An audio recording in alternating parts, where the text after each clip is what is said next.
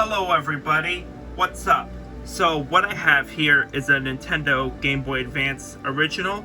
It consists of a RetroSix clear housing replacement shell, clear buttons, black silicone pads for the D-pad and A and B buttons, clear start and select silicone pads for retro mounting, as well as this clear glass lens. And when I turn it on,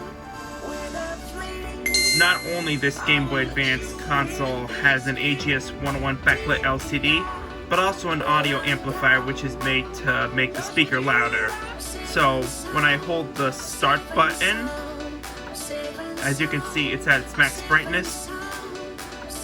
The screen should start to flash. You saw that, right? The screen was flashing, so this means digital brightness control is enabled. So when I press the down arrow on the D-pad, the brightness decreases. When I press up on the D-pad, the brightness increases. When I press the start button, then turn it on again, the Game Boy Advance remembers its last brightness setting that you set to via digital brightness control. So the AGS-101 LCD with the voltage regulator built into it is as bright as an AGS-101 Game Boy Advance SP. So let me just bring out my Game Boy Advance SP in pearl blue right here. This is an AGS-101, which is the backlit screen. As you can see, the Game Boy Advance SP is on its dimmest setting. I mean the minimum brightness. And hang on just a moment. I'm going to show you the differences between the minimum and maximum brightness for both of these Game Boys. So as you can see, the Game Boy Advance is at its minimum brightness setting, which is very dark. And as you can see here, the Game Boy Advance original and the Game Boy Advance SP have about the same brightness level together. As I press this brightness button on the Game Boy Advance SP, it increases the brightness. And now, it appears this Game Boy Advance with an AGS-101 LCD and a voltage regulator built into it appears to be brighter than the maximum brightness on a Game Boy Advance SP AGS-101 console. As you can see, I inserted a game cartridge in this Game Boy Advance. Anyways, this is Super Mario Advance 4 Super Mario Bros. 3 in there. When I press the L, R, and select together, the Game Boy Advance speeds up. When I press the three buttons together again, the Game Boy Advance speeds up more. Now I slow down this Game Boy Advance. Now I'm back to normal. Well, that's because this Game Boy Advance consists of a GBAccelerator, which is made to speed up or slow down Game Boy Color, or Game Boy Advance games. Like if you're playing Pokemon for a very long time and it's boring for you, you can speed it up. Let me show you the 4 settings of this GBAccelerator. Right now I'm at normal speed. When I press L, R, and the select together, I speed up the Game Boy Advance. Now I speed it up more. Now I'm going slow. And now I'm back to normal. By the way, about the audio amplifier, there is a black, very thin thing on the front of the speaker. Well, that's because I removed the adhesive on the front speaker, and in case I want to clean this Game Boy Advance in the far future, I can easily take the speaker out that I peeled the adhesive, and this black paper-like thing on there is on the front of the speaker. Okay, so let's move on to the back of the Game Boy Advance original, heavily modified, with the GBAccelerator audio amplifier, AGS-101 LCD voltage regulator, and digital brightness control built into it. As you can see, this Game Boy Advance has a rechargeable battery pack built into it.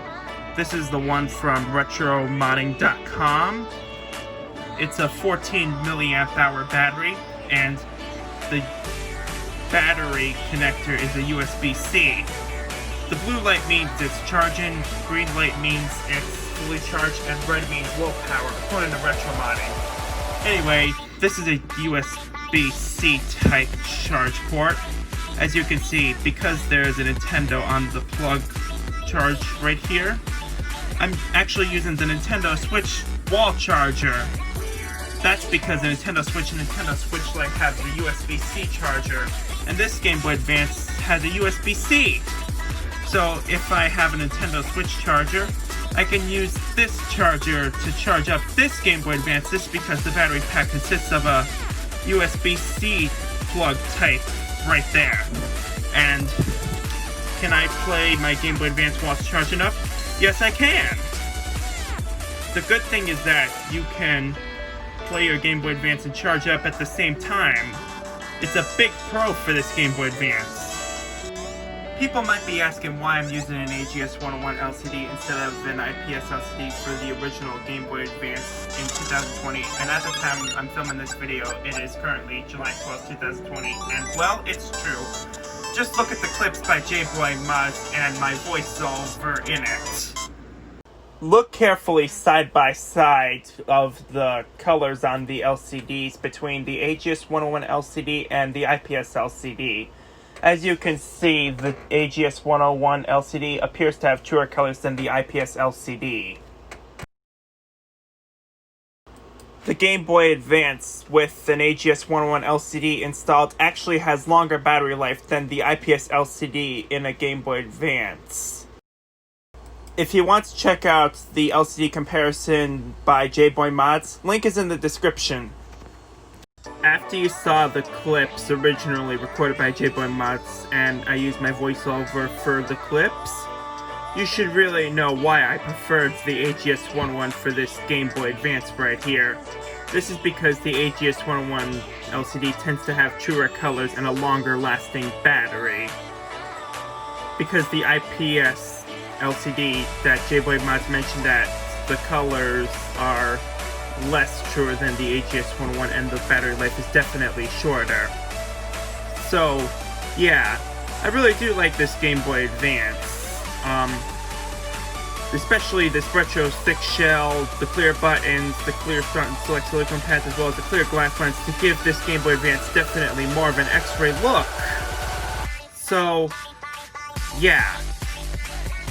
Let me do a comparison between the original speaker in the Game Boy Advance Unmodified and this Game Boy Advance with the louder speaker. Just hold on a second.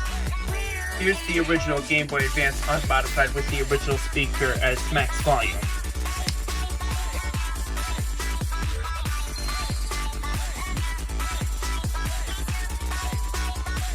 Here's this heavily modded Game Boy Advance with an X-ray look at its max volume, the speaker.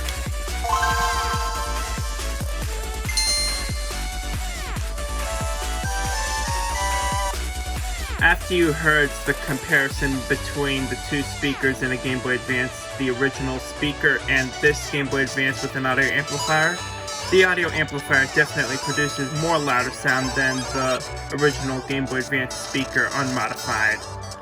So, yeah. If you like this video, why don't you give it a thumbs up and make sure to subscribe to my channel. And thank you for watching. Peace!